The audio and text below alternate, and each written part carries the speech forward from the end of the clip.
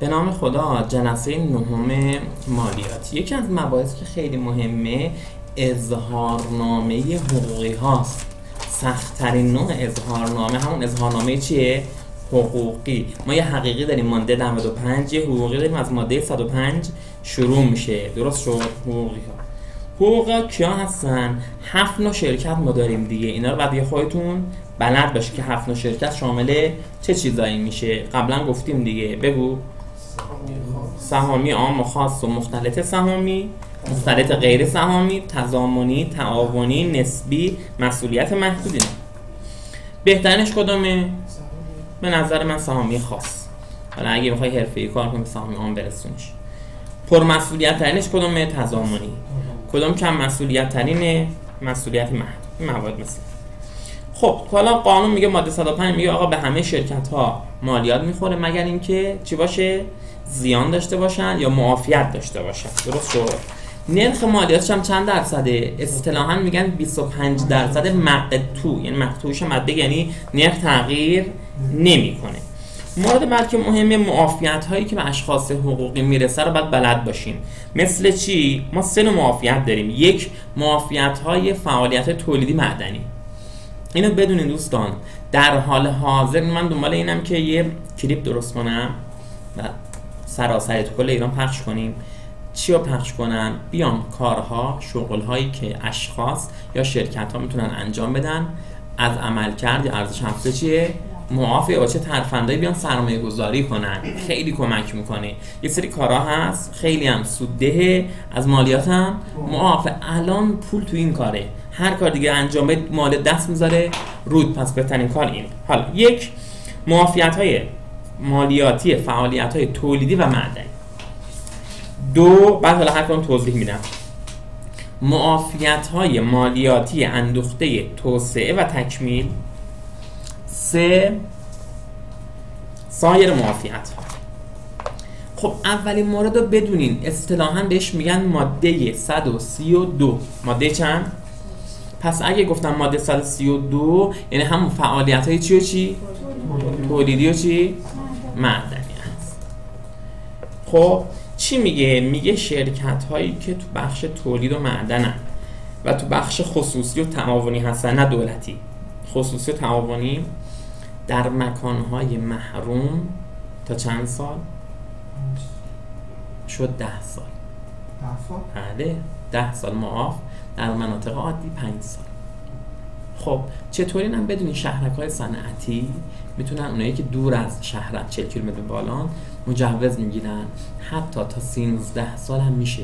کسی که تو شهرک صنعتیه، حالا یا دانش بنیانه یا تولیدی میکنه، تولیدی که با فناوری در ارتباطه، تا 13 سال میتونه چیکار بگیره؟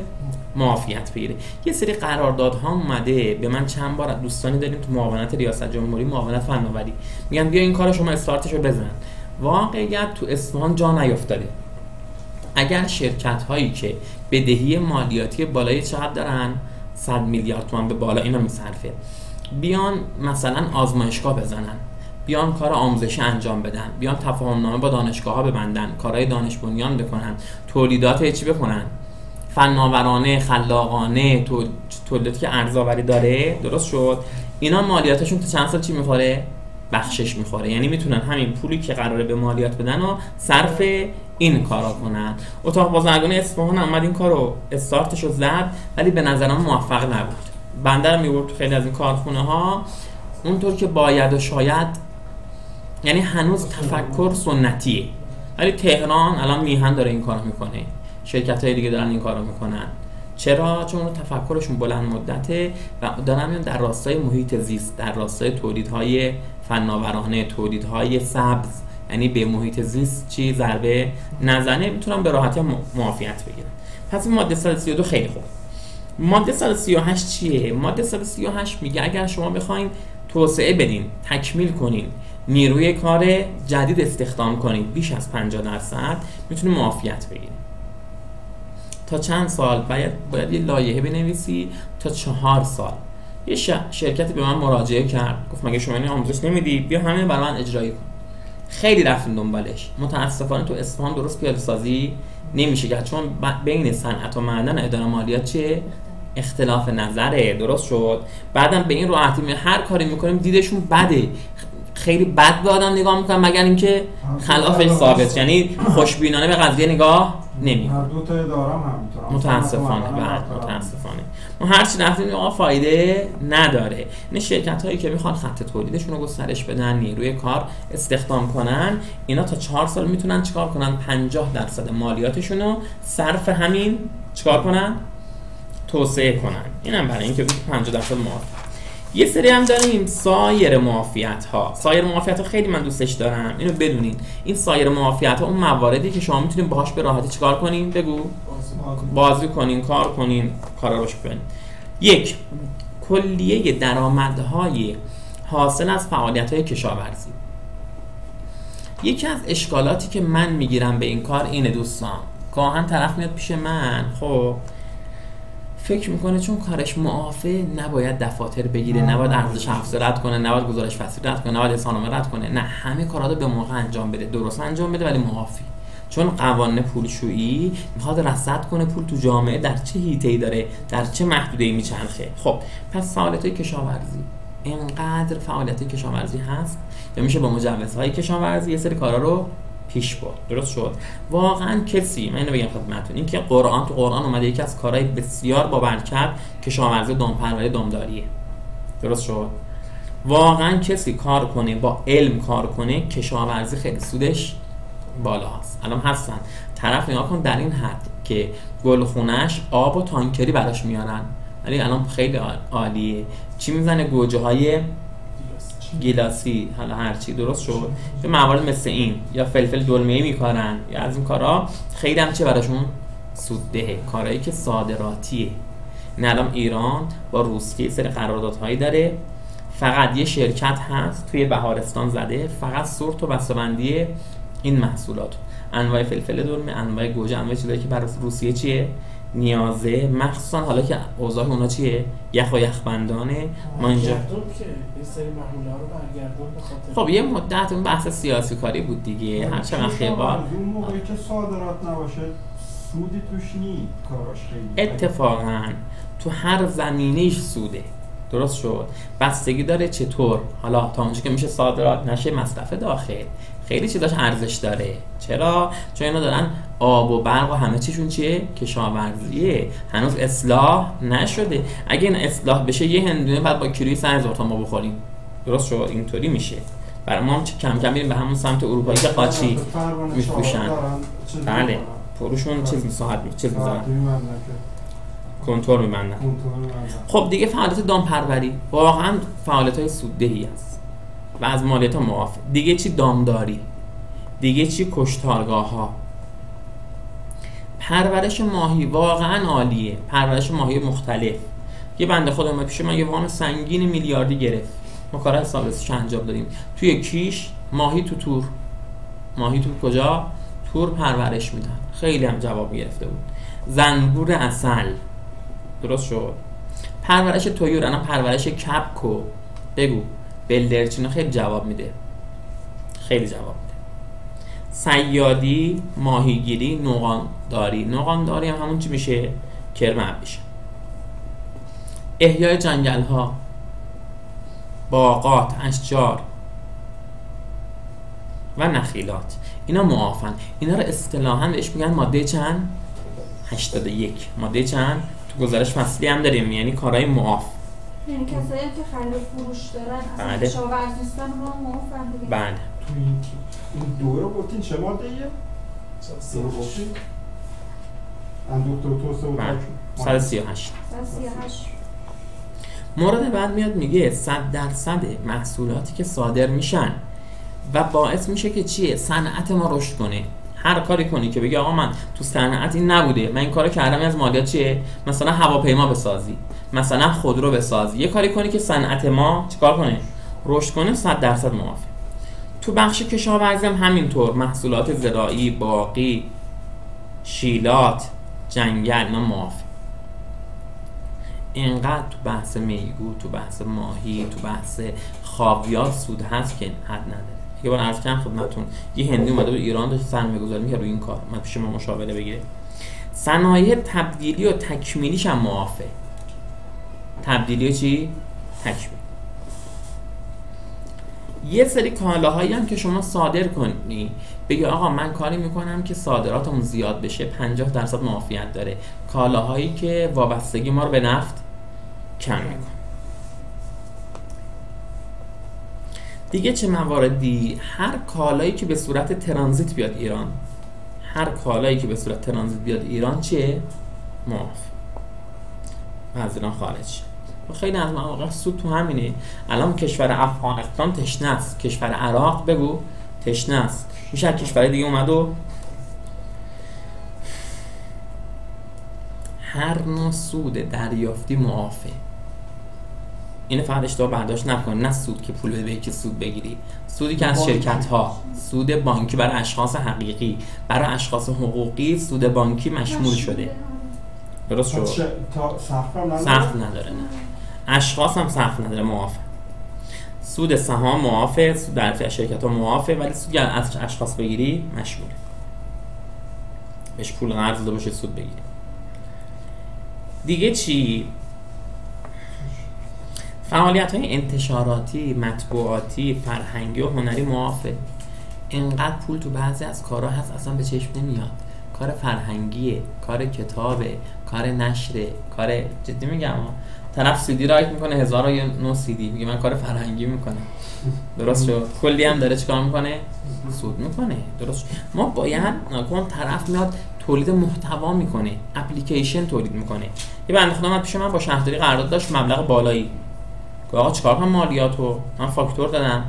گفتم شما تو فاکتورات بنویس. حالا کارهای مختلف میکرد. درست شد؟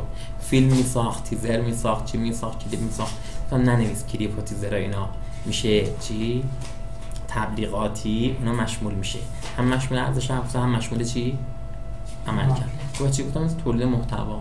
دروغ هم نگفتی. تولید محتوا میشه مثل همین چی نشر و انتشارات معاف میشه. همون کارا داره میکنه ولی تحت اون گفتم فاکتوراتش بنویس تولید محتوا. درست شد؟ یا آقا من برای کارهای فرهنگی کار کردم. مورد بعدی درآمدهای ناشی از پژوهش و تحقیقات. پروانه باشه. آره. بازم به رفی، بازم به انصاف رفی. فقط سامانه رو نگفتم. حالا دیگه گفتی دیگه. چرا اتفاقا بعضی جاهاش همون جمله‌های آره.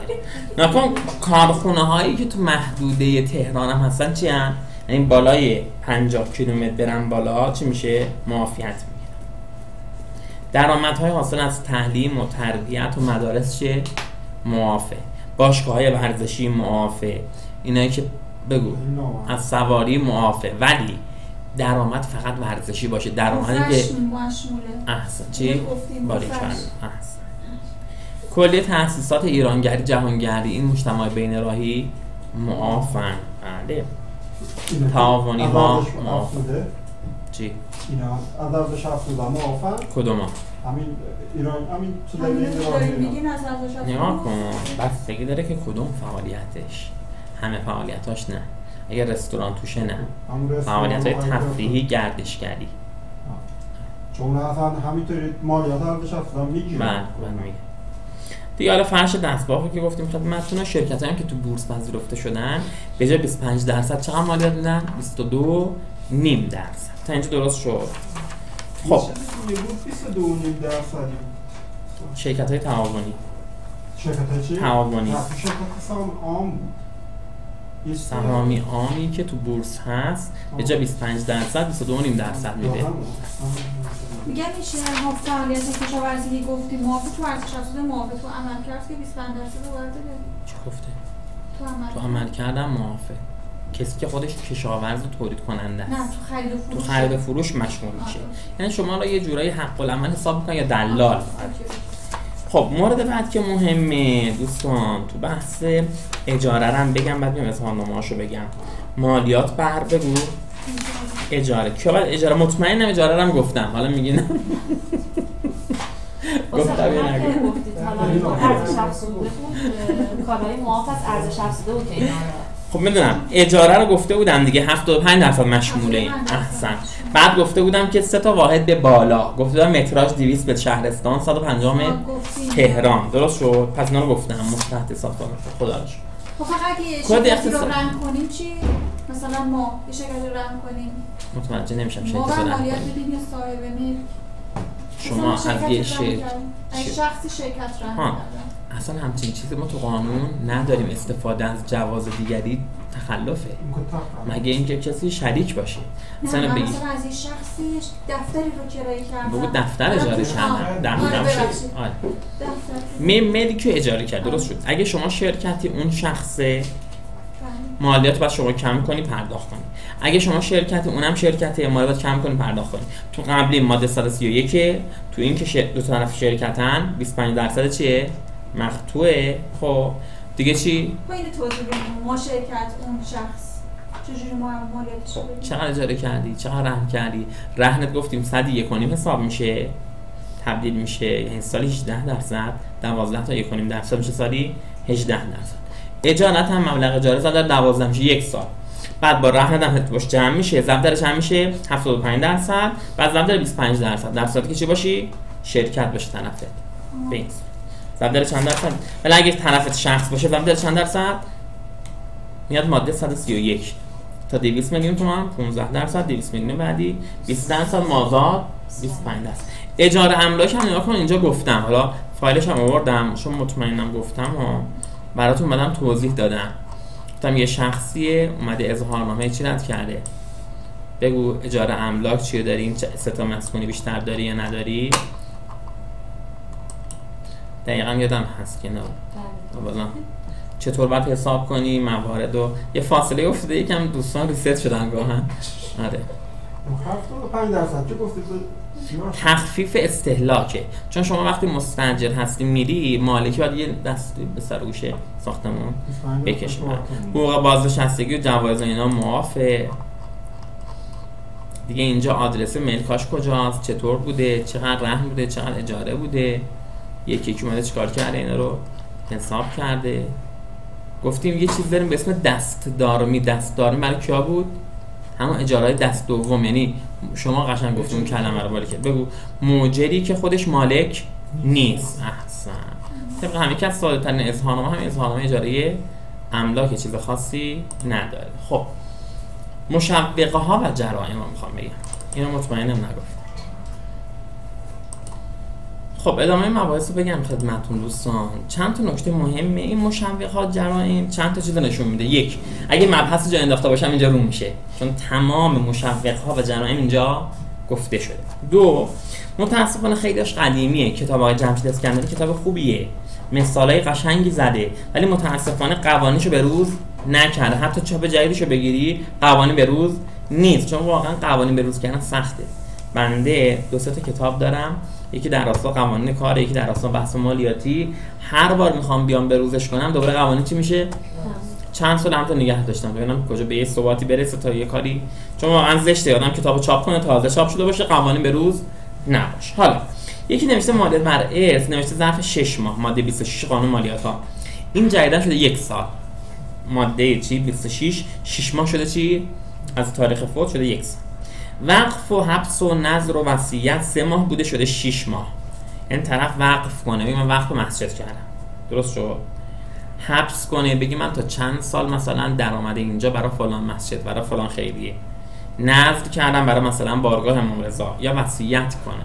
البته اینو بدونین تا 1/3 مالشو بیشتر نمیتونه وصیت کنه، ببخشه، نذر کنه، حبس کنه و مواردی از این قبیل. درست شد؟ خب مورد بعد که مهمه مالیات بر درآمد املاک. اینو بدون، دیدی وقتی میری املاکی معامله میکنی میگه سریع بعد بری نامه شهرداری نامه دارایی رو بگیری. نامه دارایی منظورش همون چیه؟ تا 30 روز پس از انجام معامله فروشنده باید بره چیکار کنه؟ تصفیه حسابش رو بگیره. 30 روز، از 30 روز نباید بگذره. مالیات بر درآمد املاک میگه اگه یه سری درآمد داشته باشی مثل اجاره املاک یا املاک درآمد داشته باشه تا آخر تیر ماه سال بعد باید انجام بدی. دریافت کنندگان حقوق که خارجن تا آخر تیر ماه سال بعد مثل اظهارنامه کل دریافتشون رو اعلام می‌کنن. مشاغل اینجا نوشته تیر ماه تا آخره که یه خرداد وقت هست. شرکت ها تا آخره که اشتباه تا آخر تیر 4 ماه پس از پایان سال مالی. اگر پایان سال مالیشون 29/12 31/4 اگر هر موقع دیگه هست 4 ماه پس از اون. اشخاصی که میخوان انحلال کنن حتما اولا باید مجموع فوق‌العاده بگیرن، روزنامه‌اش کنن، بعدم اینکه بعد چیکار کنن 6 ماه باید چیکار کنه از تاریخ بگذره بعد از مجمع تا بتونن منحلش کنن. یکی از ترفندا اینه هر موقع شما زیان انباشته داشتی. زیان انباشته یعنی چه موقعی؟ سود که نداری هیچ چیز زیان داری. تازه یعنی زیان انباشته یعنی وقتی که از سرمایه چی میشه؟ منفی میشه دیگه. یعنی ما منفی شدیم، بهش میگم ماده 148. میتونه ادعای ورشکستگی کنه. خیلی از شرکتایی که بدهی بالا میارن ترفندشون اینه، میرن اعلام چی میکنن؟ ورشکستگی. ادعایی هست کنار دادگاه نیکبخت، اداره امور تصفیه و ورشکستگی چی؟ شرکت ها درخواست میدن. ولی بدونید اگر کسی رفت اونجا هیئت مدیره اون شرکت تا 3 سال دیگه حق هیچ معامله‌ای با کسی رو ندارن، ممنوع معامله میشن تا 3 سال. هم از نظر شخصی هم از نظر چی؟ شرکتی. یعنی تا 3 سال نمیتونن اصلا عضو هیئت مدیره جایی بشن. صاحبان درآمد اتفاقی میگه اگه مالی باشه تا اردیبهشت سال بعد، اگر چی باشه؟ غیر از مالی باشه تا 30 روز. یه منفعتی گیر اومده، یه پولی گیر اومده، درست شده ملکی، تا 30 روز وقت داری برید چیکار کنی؟ مالیاتشو بدی. اظهارنامه اصلاحی اینو بدونه دوستان، ما به هیچ عنوان اظهارنامه اصلاحی نداریم. خب 2-3 تا نکته میخوام بگم. 1. اظهارنامه پس چیه؟ من اظهارنامه رد کردم هنوز 31/4 نشده، یادم افتاد اشتباه کردم، سریع جایگزین بزن. جایگزین هیچ اشکالی نداره، تا ثبت هم بزنی اشکال نداره. درست شد؟ جایگزین هم حکم اولیه داره. ولی اظهارنامه پس از تاریخ بهش میگن چی؟ اصلاحی. اظهارنامه اصلاحی مساوی است با رد دفاتر. قدیم اینطوری بود، چون خودکاری می نوشتن، مدادی می نوشتن، میگه اگه تو جمع افقی عمودی اشتباه شده میتونه اصلاح کنی، ویرایش کنی. ولی همچین چیزی با این بحث الکترونیک پیش بگو نمیاد، وجود نداره. پس اینو بدونین. ترفند اداره مالیات گاهن 1 ماه بعد میگه آقا وقت اظهارنامه اصلاحی گذاشتیم، هر کی میتونه بزنه. حتی اگه کدینگ تو طبقه بندی کنی از این بالاتر نداری، یعنی هیچ تغییری نداری، فقط کدینگ تو طبقه بندی کردی بازم رده. اصلا وقتی اظهارنامه رو بدون خورده اصلاحی دیگه ممیز رسیدگی نمیکنه، میفرست برای هیئت. اینو در نظر داشته باشید. حالا اینم بدونین ما یه تو بحث مهارت حقوق چی داریم؟ یه اصلی داریم که اولین بار رد میکنیم، یه الحاقی داریم وقتی که جای انداختیم یه نفر رو، یه اصلاحی داریم یعنی کلا لیست قبل نگاه نکن، این لیست نگاه. توی ارزش افزوده چی؟ یه اصلی داریم، یه اصلاحی داریم، یه الحاقی داریم. چی شد؟ اصلی، اصلاحی، الحاقی. اصلی من رد کردم، توی این 15 رو یه دفعه اشتباه کردم، سریع الحاقی میزنم. درست شد؟ بعد از 15 روز میشه اصلاحی. حالا اگر اصلاحی داشته باشی اداره مالیات دیگه قبلیاشو نگاه نمیکنه، هم اصلاحی فقط نگاه میکنه. اگر الحاقی داری اصلی رو چه نگاه میکنه؟ الحاقی رو با هم چک میکنه. اینا در نظر داشته باشید. توی مشوق ها چیه؟ خیلی مواقع میشه از اداره مالیات تشویق گرفت. یکیش چیه؟ اگر حالا بعضی از قبوض ما زودتر پول بریزیم به حساب، هر 3 ماهی 2% به ما چی میدن؟ تخفیف میدن. احسن. البته تو بعضی چیزا 2.5%، تو بحث‌های ارزش افزوده، تو بحث‌های همین ماده 138 اگه به موقع انجام ندی ماهی 2.5% جریمه میشه. این چیه؟ یادتونه من گفتم خوش حساب ماده 189، یعنی این ما از مؤدیان خوش حساب هستیم. اگه 3 سال دفاتر تایید بشه، ترازنامه سود و زیان تایید بشه، به اندازه 5% 3 سال بهت چی میدن؟ معافیت.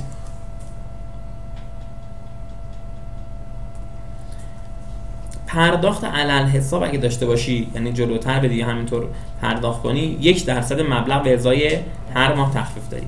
اینو بدون یه اصطلاح داریم خانم‌ها بهتر میدونن، کسایی که مهریه گرفتن، تمکین. میگه خانم زمانی بهش مهریه تعلق میگیره که چی بشه؟ تمکین کنه، به حرف شوهرش قبول کنه. تمکین تو بحث مالیاتی میگه آقا این مالیات برات بریدم، اگه بگی باشه قبول، یعنی من تمکین کردم اون چیزی که گفتی، 80% جرایم خود به خود بخشیده میشه. گاهن من نگاه میکنم قانون 80% 90% جرایم همیشه بدون بخشش میخوره. ممیز زورش میاد بده، انگار داره از خودش بابا قانون داره میگه طرف زمین داشت از شما گفتید 90% بخشش میخوره، برنامه 40% نه چیز بخشش، یا میگه نه اگه همه‌شو تصفیه کنی 80%. گفتم هم چیزی نیست. قانون نگفته نحوه تصفیه چطور باشه. اقدام برای تصفیه تخفیف میخوره. اینا دست میبرن توی چی؟ قانون، یا اظهار نظر شخصی میکنن. گفتم نه برو بشه سرمایه‌ممیز، برو بشه رئیس مالیاتی، بگو آقا من طبق قانون ماده تبصره 1 ماده 190 بعد 80% جریمه موقع تمکین ببخش. حتی اگر مالیات قطعی اومده تا 40%ش قابل بخششه. اگر بعضیا پیش ما میگن آقا اظهارنامه رد کن، رد میکنیم، میگیم خب برو مالیات ابرازی رو بده، یعنی همون که خودمون رد کردیم. میگه ولش کن، حالا هر موقع این اشتباهه. جدیداً اداره مالیات میاد میگه خودت همون ابرازی رو پرداخت نکرده باشی ماهی 2.5% چی بهت میخوره؟ جریمه. تخلف بانک‌ها چی میگه تو بحث فرار مالیاتی؟ میگه اگر ثابت شه بانکی با وراث هماهنگی کرده، تخلفی کرده، مبلغو کم گفته یا گذاشته وراث پولی خارج کنن و اداره مالیات بفهمه، 5% کل مالو بعد پرداخت کنه اون بانک. مسئولیتش هم رئیس بانک. دیدی خیلی چیزا مهمه، میگم برو سراغ رئیس. یه بار دو تا خانم داشتن با هم صحبت میکردن، توی جمعی بودیم، منم داشتم گوش میکردم. میگفتش که فلانی چی شد؟ میگه من نفهمیدی شد رئیس بانک. گفت باری کلا. گفت بعدش چی شد؟ گفت بعد بلافاصله بازنشست شد. گفت چرا؟ گفت طرف رفته بوده یه چکو جعل کرده بوده، آورده بشه بانک، گفته باید بشه رئیس بانک. رئیس بانک هم هر چی زنگ زده به طرف گوشیش چی بوده؟ خاموش بوده یا فلان بوده. نه گفته پاس. درست شد. مبلغش هم سنگین بوده. چی شده؟ گفتن جیبت بعد بدی. و اصلا ریخته طرف به هم. مثال دارم میگم خیلی از این جعلام هماهنگیه، یعنی طرف خودش با صاحب چی هماهنگه. طرف اومد پیش ما، رئیس چیز میگفت برا من، دوستمونه دکتر بهالویی، رئیس کل اللهم صل علی محمد دفترخونه اصفهان، میگفت دو تا داداش دو قلو بودن، یکیشون پیش من با کارت ملی، اون یکی داداشه این ملکا رو میخوام بفروشم، ما میذاریم به نام یکی دیگه، چک کردیم همه چیش میخونه. اون داداش هفته بعدش اومد گفت شکایت دارم، سوء استفاده شده، چی شده؟ من این کارت ملی. تو خب باشه شما اومدی؟ گفته نه من که این نبودم، من اصلا اون موقع خارج بودم، نشون نگو با هم زبان کرده بودم داداشا، من خارج بودم اون زمان، شما این معامله رو برام چیکار کردی؟ انجام دادی. خب قانون میگه چی؟ این به عهده سردفتره. گفت یه پولی بهش دادیم تا راضیشون کردیم بیان رضایت بدن، یعنی میخوام بگم این ترفندام هست. خیلی مواقع این طرف خود طرفه با چی؟ بانک هماهنگه. یا مثلا کارمند حسابداری سوء استفاده میکنه. بعد حواستون باشه که از این موارد این چند ساله من زیاد دیدم، تخلفی شده بین حسابدار و کارفرما، میان پیش ما. یا متاسفانه یه حسابداری یه کاری کرده بود، خیلی کار زشتی کرده بود، با یه درمانگاهی حرفش شده بود، بعد درمانگاه حقوقشو کامل ندیده بود، اینم رفته بود اظهارنامه اینا رو اصلاح کرده بود. بعد درآمدشو خب مثلا اینا گفته بودم 500 میلیون سود کرده و 5 میلیارد سود. بیچاره شدن. این برا اون برا فلان و ما خیلی رفتیم کار کردیم. آره حسابداری خیلی زبل بود، من بهش گفتم کمکت میکنم حلش کن. اینقدر رفتیم این ور اون ور، پلیس آگاهی فلان، چیش میگن فتا چی آخر سر قاضی گفت ببخشید کی رمز در اختیار حسابدار قرار داده؟ خودت. مثل رمز بانکته، اگه در اختیار کسی قرار بدی خالی کنن اون مشکل است خودت. من طرف گفته بود که خیلی گفت زبل گفته اون داشته فرار مالیاتی که من راستشو گفتم، من خواستم فرار مالیاتی تاش نشد کاری کنی، ولی از نظر اخلاقی درست نیست. همون مبلغ بوده. خیلی اینا باید حواستون جمع باشه. رمز دسته که اگه قبول میکنی بلا فاصله رمز رو عوض کنی، چک کنی. آره یا مثلا رفتارهای بچگانه نکنیم که طرف من بارهاشو طرف پولمو خورده یا نیده سر هر قضیه، مثلا اون کاراشو حل کنه، آره پول خوب به ما بده، میگه تو 2 ساعت وقت گذاشتی، میگم چی کار داره به 2 ساعت، من وقت دارم فن گذاشتم فلان، میگه نه من اینقدر میزنم. میشه چیزش میکنه ولی ارزش نده. ما میسپاریم به خدا بالاخره.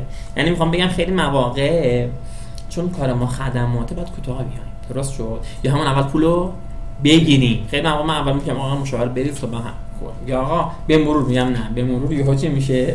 مثال دارم میگم اینو حواستون باشه. ولی کسی مگه حالا بعد قلقی کرد پولو نداد، از این روشا درست نیست ازش بگیرین. گاهن حسابدارا یا زنگ میزنن پولشویی، یا زنگ میزنن چیز، یا اظهارنامه رو ویرایش میکنن، یا چیکار میکنن طرفو بیچاره میکنن. خب کجا بودیم؟ تخلف ها اگر حق تم رو پرداخت نکنی، خیلی جالبه ها، حق تم چیزی نیست، نیم در هزاره، ولی 2 برابر جریمه میشه برای مبلغ سنگین زیاده. اگه مالیاتی به موقع پرداخت نکنی 20% جریمه میخوری. اگه اظهارنامه یا خلاف واقع اظهار کنی، اعلام کنی، مسئولیت تضامنی داره اگه ثابت بشه. این همیشه بدونیم بین اظهارنامه ما با اونی که اداره مالیات میبرده نباید بیش از 15% چیز باشه، تفاوت باشه. بیش از 15% تفاوت ما چی حساب میشیم؟ بگو. خلاف واقع، پر ریسک و مسئولیت تضامنی داره. این نکته مهمه. دیگه چی میگه؟ میگه اگه توقف کردی همون اجرای طرح ماده 138 2.5%. میگه اگر چی به کار بردی؟ دفاتر خودکار قرمز به کار بردی، خودکار سبز، خط خوردگی بیش از حد، پارگی، 20% چی میشه؟ رد دفاتر. اگه سوء استفاده کرد کد اقتصادی کسی 10% اون معامله جریمه میشی. اگه استفاده از کد اقتصادی دیگران کردی دوباره دور 10% و مسئولیت تضامنی داره. اصلا چیز رد نکنی گزارش فصلی. خیلی فکر می‌کنن گزارش فصلی کاری نداره. چرا؟ گزارش فصلی رد نکنی 1% معامله چی میشه؟ جریمه میشه. اداره مالیات هم اینطوری حساب می‌کنه. 1% تو خرید، 1% تو فروش. شما خرید و فروش هم جمع کن، خیلی میشه. برای یه شرکت مثلا 10 میلیارد گردش داشته باشه میشه 20 میلیارد، 1% شو میشه چقدر؟ 200 میلیون فقط جریمه گزارش فصلی. اینو بدونید اگه گزارش فصلی زدی تا 99% جریمهش قابل خیلی مواقع ممیزا مقاومت میکنن، میگه نه 70%، 80% ببخشیدن. بعد بگی نه من میخوام چی؟ پیگیری کنی که آقا قانون همینو میگه حتی اگه با تأخیر ثبت کردی ثبت بکن، جریمهش قابل بخشش میشه. میاد میگه اگه حالا صورت حساب اداره مالیات بخواد ندی 10% اون صورت حساب جریمه میشی. اگر شما چیکار کنی؟ سوء استفاده کرده باشی ثابت بشه، یا تخطی کرده باشی، یا اختلاف درآمد شما با اداره مالیات زیاد باشه، حتی اگه چی باشی؟ معاف باشی، از کلیه تسهیلات محروم میشی، از کلیه معافیت‌ها محروم میشی. آره، یعنی طرف معافه ولی درست اعلام نکرد. مورد بعدی دوباره میگه اگر عملکرد و دیر پرداخت کردی ماهی 2.5% جریمه میشی. اگر اظهارنامه ندی کلا تو مشاغل 10% مالیات متعلقه، این اول مالیات رو حساب میکنه بعد میگه چی؟ 10% جریمه. اگر چیکار کنی؟ تسلیم اظهارنامه برای شرکت‌های حقوقی 40%. تنها جریمه‌ای که غیر قابل بخششه این 40%. اظهارنامه رد کنی که چی باشه؟ اظهارنامه رد نکنی برای حقوقی ها 40% مالیات متعلقه، اول مالیات رو حساب میکنن، 40%ش هم جریمه میشه. حالا اگه دفاتر به موقع نباشه 20%، دفاتر بدی و رد بشه 10%. اگر اظهارنامه سود و زیان ندی، یعنی همون اظهارنامه ندی، اگه معافیت هم داشته باشی برداشته میشه. اختلاف بیش از 15% که گفتم خدمتتون. اگر مدیران تخلف کنن 2% سرمایه‌شون جریمه میشن. اگر اظهار ثابت بشه که خلاف واقع چیزی اعلام کردی 1% سرمایه‌ات چی جریمه میشی. اگر مالی رو تقسیم کنی بین شرکا در صورتی که الان بدهی به اداره مالیات داشته باشی 20% اون مالیات جریمه میشی. اگر لیست حقوق رد میکنی، لیست حقوق کلا رد نکنی چی میشه؟ 2% کل حقوق پرداخت 10 سال جریمه میشی. اگر لیست صورت وضعیت یا قرارداد رو اعلام نکنی 1% مبلغ قرارداد. اگه مالیات بر حقوق کلا کم نکنی اولا مسئولیت تضامنی داره، بعد 20% مالیات چی؟ حقوق جریمه داره. اگه فرار کنی از پرداخت مالیات و بفهمن در صورت احراز پرداخت جرائم داری و محرومیت از کل معافیت ها. و اگر هر پرداختی رو درست شد به موقع انجام ندی برگ اجرایی همیشه بدون که 10% دیگه هم بهش چی میشه؟ اضافه میشه. خب این تا اینجا. چه مبحثی دیگه مونده بود بگم خدمتتون؟ ببینم اگه وارد بشه کد اقتصادی، میدونم وارد نمیشه چون رمز میده برای افراد. اظهارنامه حقوقی اگه شانستون بگه جایی که باز داشته باشم بگم. خب ادامه مبحث. من 2 تا چیز اینجا بررسی کنم. 1 نحوه ارسال اظهارنامه، 2 بحث کد اقتصادیش دیگه که اینا کد اقتصادی چطوره بیاد بالا ممنونش میشیم. اللهم صل علی محمد و آله بگو محمد و عجل باز میشه یکم سرعتش خودتو بذار جاش. چند نفر بهت بحث شن؟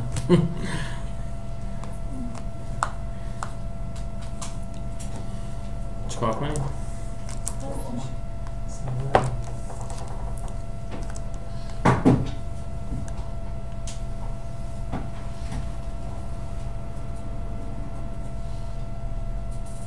خب خدا رو شکر. مودی گرامی در اجرای بند فلان الکترونیکی درخواست انصاف رسیدگی مجدد یا ارجاع پرونده صد اطلاعات ارگان بخشودگی جنایت تصمیم خب اطلاع رسانی مهم با آقای شعبانی بود. خب چند تا نکته. یک، کد اقتصادی جریانش چیه؟ اصلاًشون گام 4 خیلی خوبه، ولی کلا میایم تو داشبورد، میایم تو پرونده های چی؟ ما عملکرد ارزش افزوده کم کن اگه بیاره کنشم کنم خودش شبکه. بله خودش شبکه همزمان نمیکشه. خب اکو الان همینه؟ غیر فعال شده؟ فعال نبود؟ جزئیات پرونده غیر فعال شده. خب غیر فعال کرده بودیم. خب میایم اینجا این نمیشه به روز ثانی چی؟ اینو میشه کد اقتصادی.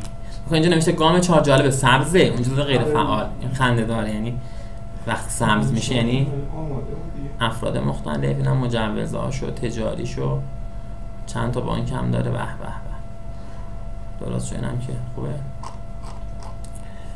بیاد بالا. خوبه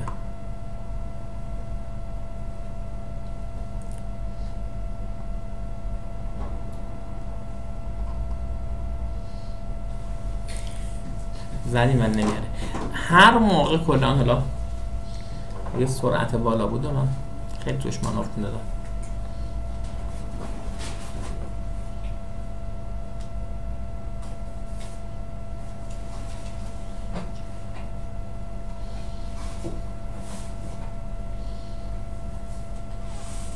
نه حالت چیه؟ غیر فعاله اظهارانه نمیتونیم رد کنیم. نمیشه. میاد گام 4 میشه ها، ولی غیر فعال داریم. میدونی تا یه جایی پیش رفتم چند وقت پیش اینو پیش رفتم یه ارورایی میداد که اصلا نمیخوندهاش. مثلا میگفت ترازنامه بدهکار بستانکارش یکی نیست در حالی که یکی بود. مثلا یه ارورایی میداد که اشکال خودش بود. اینجا یه سوال فنی برای تغییرات اگر موضوعش هیئت مدیره و حالا مجمع به ترتیب بعد آیه بزنی تقدم تأخر داره اینا به ترتیب مثلا تو یه روز میگی 3 تا جلسه هیئت مدیره برگزار شد، ساعتش فرق کنم یک برای یک برای اللهم صل علی. حالا اینجا نکن این ثبت نام غیر فعال می باشد جدل فرمان درگاه ملی بده. حالا میزنم اینجا نمایش و ویرایش چی؟ اطلاعات برای اون گامی که میخوایم چک کنیم برای کد اقتصادیش اینه. یکی از کارامونه. اینم برای سایر خدمات بود. یه بار گفتم دفاتر پلم چطور نشون میده. اینجا بود سایر خدمات. ابلاغی اومد دفاتر پلم می هم ابلاغ هم اینجا میشه. نگه بیاد داره فکر میکنه اومد اینجا. درست. همه بهش میگن کد اقتصادی. وقتی شما به اینجا میرس نکن. الان اینجا اومده گفته اقامتگاه این شماره موبایل ما رو تایید، مشخصات شرکت اوکیه، از نظر من مشکل نداره. درست شد. چک میکنی دوباره می اینجا شعبا نشون مثلا همین که اشکال اینه که شعب مأمور کارگاه نداره. خب واقعا نداشته. دوباره اینجا اعضا مشخصا اعضا کامل باشه، همشون هم سیم کارتشون تایید شده. خوبه. پرونده چند تا بشه؟ همیشه گفتم 3 تا. یه دونه چی؟ درآمد، یه دونه هم ارزش افزوده، یه دونه هم مالیات حقوق. این 3 تا رو باید حتما داشته بیمه رد نمی‌کنن برای کارمند اشتباهه. این اصلا پرونده‌ای که نداشته باشه مشکوکه، مشکل داره، پر ریسکه. هر شرکتی باید کد کارگاه بیمه داشته باشه، براش مالیات حقوق هم رد کنه.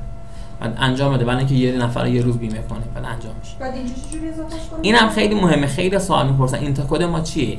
مثلا خیلی مواقع حواست نی رفتی زدی تو بعضی از شغل‌ها تولیدی خیلی بالاست ضریبش، مثل کارا حق العمل، مثل کارا در و پنجره سازی آلومینیوم، مثل کارا هر کاری که تولیدی مواد شیمیایی اینا ضریبش بالاست. تو بعضی از چیزا بهتره بزنیم همون خرید و فروش، توزیع، بازرگانی. این اینتاکد خیلی مهمه. آقا من یه اینتاکدی زدم نمیتونم ویرایشش کنم، اینو حذفش کنم. اینو ویرایش کن. خب اینو بکنش 10%. یه چیز دیگه جدید بزن با ضریب چی بزن 90%. اینا رو در نظر داشته باشه. اینتاکد اینه، این کد اختصاصی همینا که دارم عرض می‌کنم خدمت. دیگه اینا مجوزها، یکی بحث مجوزاشه که بعد یکی بیاره، یکی بحث بانکی الساق میزنی، هر چی حساب بانکی دیگه داره برات میاره تایید میزنی. دوباره اینجا برای حسابای خارجی، اینا برای مجوزها. درست شد. این تا کد قبلی خب ما اگه ویرایش بزنیم ولی اینجا بهمون درصداش نشون نمیده. نمیده. از کجا پیدا می‌کنی؟ بله تو اینترمدیت تای آر، قسمت قوانین مقررات، قسمت نسبت سود فعال. این تا اینجا اوکی. حالا دفاتر هم که پلم کرده اینجاست. میگیم کجا سایر خدمات، اگه بدهی داریم بدهی داری؟ چک می‌کنیم دیگه. حالا چک کردن برام چیزی نیست، اگه بود اینجا میاد. درست شد. دیگه چی میخوام ببینم دفاترش موقع پلم کرده یا نه. اینجا همین سایر چی خدمات اظهارنامه پلم به دفاتر.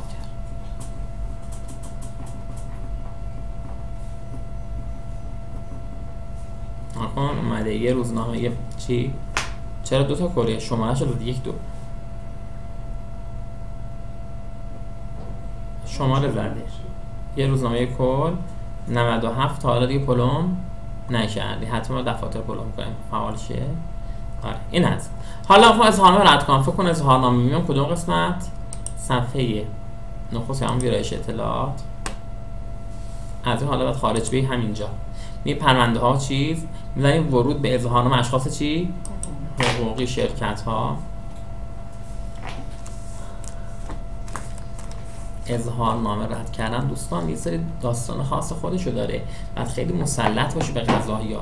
حتی عدم فعالیت طرف میگه عدم فعالیت که کاری نره، همه رو بزنید صفر. تازه شرکت رو بیچاره میکنه. اگه همه رو بزنید صفر همش مشمول مالیات میشه. بعد اول دو آخر دارد یکی باشه عددش. صفر که هر صفری صفر نیست. ولی نکته داره. یعنی گاهی طرف میگه یه لایحه ساده میخوای بنویسی، یه عدم فعالیت دیگه هم نکته داره. این نیست که منظورم بیاد. تجربه من بعد اون چی بشه لحاظ بشه. خب وقت میبره، انرژی میبره، هزینه بره. گاهی طرف میگه یه نظر به نظر در شرکت. میگم خب یه نظری نیست، من بشینم این سری چیزا رو چک کنم، مقایسه کنم، تو بگم این کار خوبه یه کار خوب، زمان میبره دیگه، هزینه بره. ما الان بعد قدر وقتمون رو بگو بدونیم. گاه هم اول به خیلی خدمت میدادیم رایگان بر رضای خدا، بعدیم نه بابا بی مایه چیه؟ فتیه. اگه بیاره مبحث دیگه نبود دیگه، فقط مون بحث چی؟ سامان معدیان که انشاءالله جلسه آینده بگم چطوری مثلا برای شرکت‌های پیمانکاری کد ایجاد کنیم، برای شرکت‌های دیگه شناسه بگیریم، چطوری خروجی بگیریم با نرم افزار. فقط این سیستم نمیشه ها، بعد دیتا پروژکتور روشن کنیم. چون قفل چی باشه؟ یادتون باشه قفل چی بذاریم؟ جامعه کاره. توش هم کدا رو تعریف کرده باشه، چند تا خروجی بهمون بده.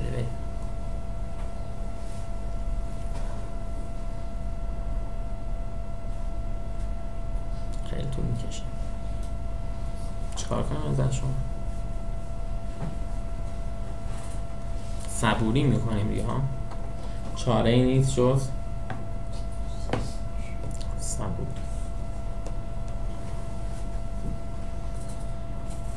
خارج کنم شبکه یه لحظه. آخر هم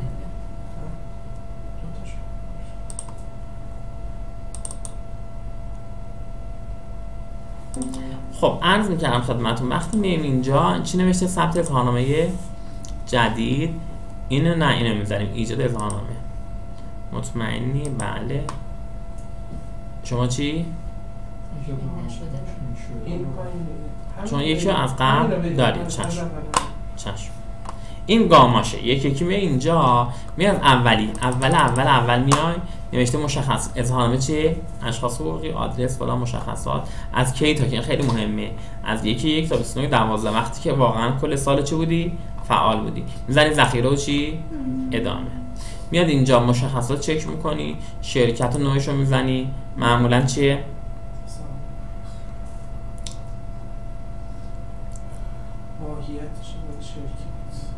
شرکت چشان این هم اول. اوکی. میام پایین اینجا میزنم چی؟ سهامی خاص جمهوری اسلامی، حالا اگه کدی داره چک میکنم. دوباره اینجا میزنم چی؟ ذخیره و چی؟ ادامه. اینجا شماره حسابای بانکی رو میاره. اگر یه شماره حساب اینجا نبود چیکار باید بکنیم؟ به روز ثانی بزنیم. قانونا اینه بعد بری همون کد اقتصادی رو فعالش کنی، بعد به روز ثانی بزنی که اونو بخونه. دوباره اگه فکر کنو کامل کردی همیشه خلاف ماهیت دیگه، یعنی بانک برعکس مثلا ادامه. اینجا اعضای هیئت مدیره فقط مهم اینه که جمع بشه چند درصد؟ 100 بشه. بقیه‌اش الان مهم نیست. حالا زده به ترتیب از بیشترین به کمترین. بله. کارکنان نزنی اشکال نداره، زدی هم طبق لیست بیمه اشکال نداره. برای شرکتایی که بهایی تمام شده دارن گیر میده اینجا رو، یعنی میاد میگه بیا مواد مستقیم ثابت کن. آیا مجوز داری؟ همیشه بزن بله، کامل کن. آیا دفاتر داری؟ خب باید بزنی بله. دفاتر نداشتن، درست شد. شاید اصلا شما گرش نداری، یه جریمه بعد ببره. چرا دفاتر نداری؟ حتی آدم فعالیت باید دفاتر داشته باشه. سفید نشونش بده. دفاتر هزینه ای نداره، 100,000 تومان رو انجام بده.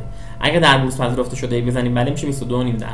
حالا یک فکر نه هر کدومو داری میزنی، استیجاری بله یا خیر میزنی، وارد صادرات هر کدوم داری میزنی، هر کدوم نداری میزنی چی؟ خیر.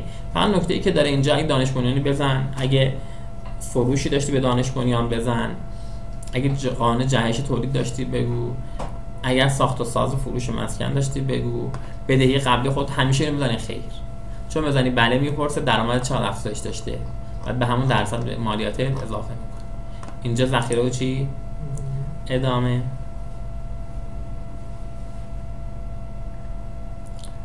خب اینجا چی مجوز اگه داشتی اینجا بزن، اون اصلا کد اقتصادی میخونه. حالا مجوزها مختلفه، مثلا ایشون نوشته اداره ثبت شرکت ها، اینو به عنوان مجوز آورد دست، اینو بدون این مجوز نیست. مجوز منظور پروانه تولید و بهره برداریه. مجوز وارد این مجوز شما یه شرکت ثبت کردین، مجوز نیست. آره این نمیگم مجوز. از شهرداری، از فرمانده جایی گرفته باشی برای معدن، برای هرچی، برای تولید. میام اینجا ادامه. اینجا موجود کالا که عرض کردم خدمتتون، اینو بهش میگن گردش مواد، یعنی طبق همین هر عددی وارد میکنی و ریزش تو اکسل به اداره مالیات تحویل بدی. معمولا تو هم کالای ساخته شده میذاریم. نه کجا میاریم؟ از پایان دوره سال قبل. این طبق خرید منهای برگشت از خریدمونه که با گزارش فصلیمون بعد با ارزش افزوده‌مون بخونه. این با این جمع میشه، منهای تعدیلات میشه، یا به اضافه تعدیلات منهای این میشه، این به دست میاد. اینم که از سالهای قبل می‌نویسیم. بریم ذخیره بعدی. این تا کد رو دقیقاً باید مشخص کنی، درست شد. این تا کدی که میگی یکی از چیزاش اینه، چون غیر فعال الان نمیذاری این تا کدو، درست شد. دقیقاً باید بیاری شرح فعالیت حواست باشه، چون خیلی موقع ما این تا کد اشتباه رد می‌کنیم، بعد میگیم آقا چرا اینقدر مالیات اومده. این تا کد رو دقت کن. تو هر شغلی من بررسی کردم 3-4 تا این تا کد مشابه هست، برو با دقت چک کن. اونی که کدش درصدش پایین‌تره از کجا؟ از همون سایت اینترمدیت تای آر، قسمت قوانین مقررات، قسمت نسبت سود فعالیت. کد دارایی بریم میتونید کد رو بگم. معمولا میگه برو کافی نت، برو خودت چیز کن دیگه، خودت بزنی چیه خیلی بهتره. اینجا میاد میگه ردیفا رو مشخص کن.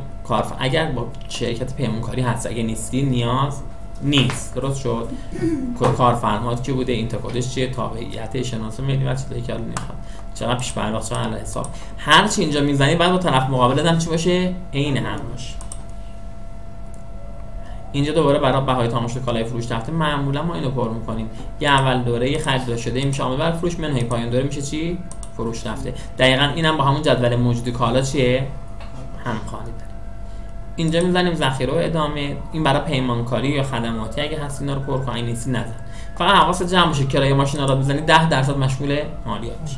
استهلاک ماشین‌آلات وقتی میتونی بزنی که ماشین‌آلات به نام شرکت باشه. حقوق دستمزد، کل حقوق دستمزد به علاوه لیست بیمه، به علاوه ایدی و سنوات، اینا باید بیاد. مواد مسائل باید فاکتور بخونه. سایر هزینه‌ها یا هر چی داری.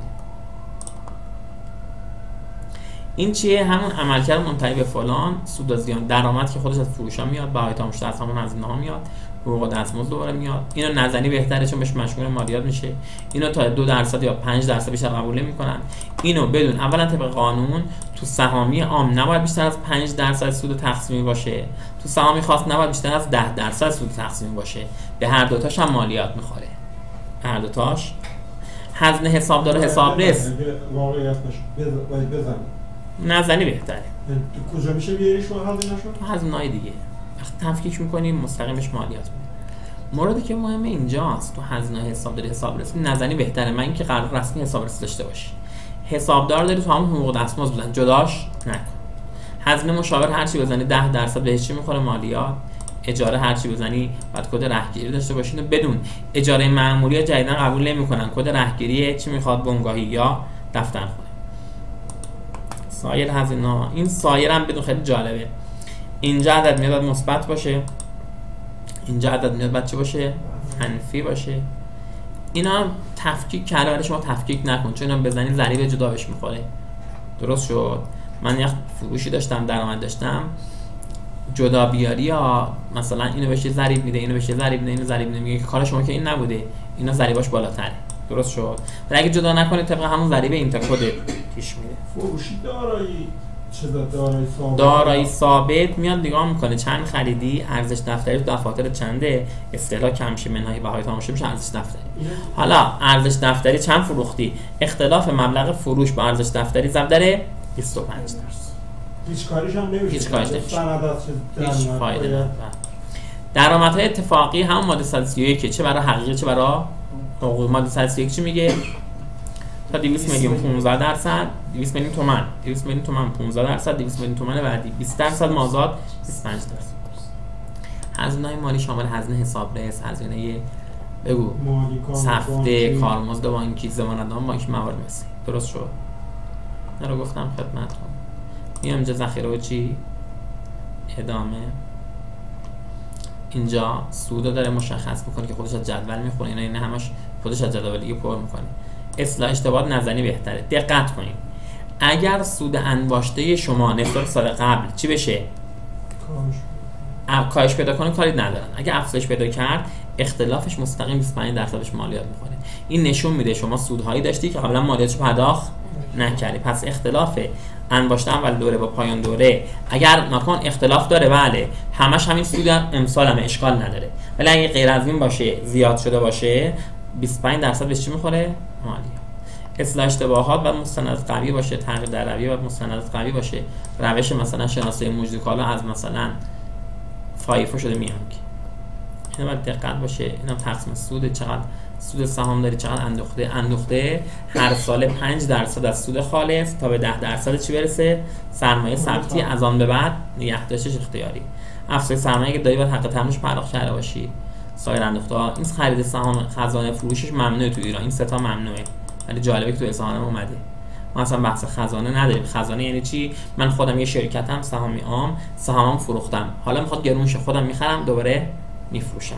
میگه شرکتی که سهامشو فروخت دیگه حق دخالت تو سهام نداره. فقط تنها کاری که میتونه بکنه تعداد سهامو کم یا زیاد کنه. بگه الان من 10,000 سهم 1000 ریالی دارم، میخواد بشه 5000 سهم 2000 ریالی، یا میخوام بشه 100,000 سهم 100 ریالی. همین حالت از 1000 ریال کمتر نباید باشه. اینم هر چی بهش مالیات میخوره. ذخیره ادامه جا بحث نگاه کن. اینجا عمل کرده فلان صورت وضعیت مالی اسمش شده. این دارایی ثابت اگه تازه خریدی به بهای تمام شده، اگه قبلا خریدی به ارزش دفتری. میگم یکی از اشکالات اینه، ببخشید جاری شرکا اشتباهه. این که میگفت نمیخونه، اینجا یکی داری اینجا یکی داری. درست شد؟ اینجا فقط چی داری؟ یکی داری. اینجا باید داشته باشه که ترازت بخونه. نکن یه اول دوره یه پایان دوره. این سمت چی چپه، سمت راست چی این ورشو نزن. این یک. دو، چرا جاری شرکا؟ ببخشین پول یا میاد میره تو بانک یا دارایی میشه یا هر چی. معمولا اول کار رو باید بزنی کجا؟ قسمتیش. حالا مثلا 35% داری تو بانک بزن، خب مابقیشو بزن تو حسابای دریافتنی. نوعی تعهد سهام میشه نوعی حسابای چی؟ دریافت. اینجا مثلا 35 تاشو بهتر بود اینجا میزدی، 35000 تاشو، 65000 تاشو کجا میزدی؟ چشم درست نمیبینه. کجا؟ دارایی ها دریافتی بلند مدت یا کوتاه مدت فرق میکنه. درست شد؟ اینطوری با هم برابر میشه. نکته داره نیا کن. اصلا شرکتی که سرمایه‌اش اینقدر فایده نداره، اگه میخوای دنبال حرفای بزرگی، کارهای بزرگی، حداقل 100 میلیون تومان 200 میلیون تومان سرمایه ثبتی باشه. دیگه چی؟ شرکت باید حتما یه سری دارایی داشته باشه. طرف اومده پیش من ادعا میکنه آقا من کلی اموال دارم فلان دارم. گفتم ببخشید وقتی تو اظهارنامه نیومده من حرف شما نمیپذیرم. آقا من دارم. گفتم درسته داری، بعد حرفت با چی؟ مستندات بخونه. این عدم همخوانی‌ها درست شد. گاهی پیش من میگم ببخشید چیزایی که بود ساختگیه.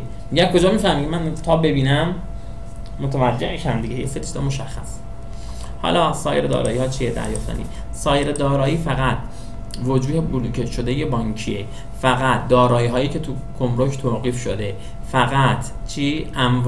املاکی که در رهن بانک هاست، موارد مثل میشه سایر دارایی، یه دارایی که داریم روش محدودیت. دیگه حالا طبق همین چیزا پر میکنی هر کدومشو. اصلا صرف سهام یعنی افزایش قیمت سهام، اینو ما نداریم تو ایران، اینو باید بزنی. اونم میشه دارایی نامشهود.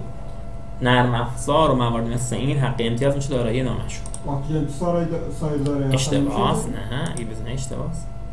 خب پیش پرداخت من حواست باشه هر سال قراردادش عوض شه. اینی که اول سال آخر سال یکی باشه اشتباهه. موجود مواد کالا دقیقاً باید با اون جدول بخونه، از همونجا خودش میخونه. وام تو باید حتما بری کارت تسهیلات بگیری، یعنی با اداره مالیات مطمئن باش، بهت میگه برو کارت تسهیلات بانکو بیار، میری میاری، گاهن از حسابت کم کردی از هر چیزی، کارت با سندات همخوانی نداره، دفعات رد میکنه. باید حواست باشه. بدهیات باید چک کنی، مالیات پرداختنی بعد با اظهارنامه بخونه، سود سهام پرداختنی چقدر بوده، تسهیلات چقدر بوده، ذخایر چطور بوده، این همه باید با هم همخوانی داشته باشه. جاری شرکام فقط در صورت قبوله که چی باشه؟ یا پول اومده باشه تو بانک یا پول رفته باشه. تحت عنوان جاری شرکا هیچ محدودیتی نداره. اینا رو استاد پر کنیم؟ نه، صفر بزن. اصلا نیاز نیست پر کنی. خیلی مواقع در مالیات به من میگه چرا اینا رو نزدی؟ میگم یادم رفت، بلد نبودم. چرا بزنم؟ اومدم یه لقمه حاضر آماده براش کردم، روش چیکار میکنه؟ مالیات جداگونه کن. شما وقتی میری اداره مالیات چند تا برگ همون اول بهت میده، یه برگ حقوق، مالیات حقوق، یه برگ اجاره، یه بحث عملکرد، یه ارزش افزوده، گزارشات فصلی. درست شد؟ تازه این هم داشته باشی برگ های دیگری هم به شما میده. چه کاری برای خودمون داستان درست کنیم. حالا میگه با هم برابر نیست. بله، وقتی برابر نیست برمیگردم صفحه قبلی، اینجا چی میزنم دیگه؟ راحت ترینش بزنم اینجا. چقدر؟ یه نکته بگم خدمتتون، ببخشید حرفو میزنم. اگه اطلاعات ناقصه یا حتی اگه فکر میکنی کامله، حتما چیکار کن؟ نه، با یه مشاور مالیاتی خوب، آره، بیا هزینه کن، ارزش داره. بله، ما چیکار میکنیم؟ تخفیف میدیم، هوا شما رو داریم، بریم کار بگیریم، بریم با هم جمع میکنیم. من دانشجو دارم تهران، دانشجو دارم بندر امام، خوزستان، خرمشهر، کار میگیریم اینجا با هم جمع میکنیم. براش هم خیلی خوبه. مثلا تو یه ماه یهو چند ده میلیون گیرش میاد. اینا هم میشه به راحتی کار با تجربه، کاری که خراب نکنی، هم تجربت بره بالا، هم سالی هم بهت بدن. بیا بگو فلانی داداشمو گرفتم، بیا با هم انجام بدیم. بسم الله، ما حاضریم همه جوره با شما کار کنیم. این از بحث حالا درصدها که میزنیم، حتما باید درصدش 100% بشه، یالا بقیه‌اش مهم نیست. اگه پرداخت داشتی بگو. معمولا پرداخت ما نداریم قبلش. اگه چرا پیمانکار باشی یه سری درصدا رو دادی، پزشک باشی از قبل یه سری فیش داری که میزنی. دوباره اینجا چک میکنیم محاسبه مالیاتو، همه این از قبل میاد. تعدیلات اگه داری میزنی اینجا کم و بچه حساب میکنی. اگه خسارتی وارد چه زیانی داشتی که مانده مشخص شه، ماده سال چند؟ 5. اینم بدون کمتر از مالیات ابرازی دیگه نمیشه. گاهن طرف میاد میگه میشه کمتر برام رد کنیم، میگم با دیگه ابرازی کمتر، دیگه خودت گفتی دیگه نمیشه کارش کرد. ذخیره و ادامه. اینجا چیه؟ محاسبه مالیات که دیگه حساب شد. اینجا میزنی مرحله بعدی میشه تایید نهایی. کی پر کرد؟ همیشه بزن مؤدی، خودش، نماینده رو نزن. درست شد؟ به به. مهندس شعبان اگه حسابرس داری، کیا مشمول حسابرسی ان؟ فروش بالا 12 میلیارد تومان، جمع دارایی‌ها بالا 5 میلیارد تومان، میخوای گرید بگیری، میخوای وام بگیری، میخوای ضمانتنامه بانکی بگیری، نیازه. در این سال نیاز نیست. مال 272 یعنی حسابرس.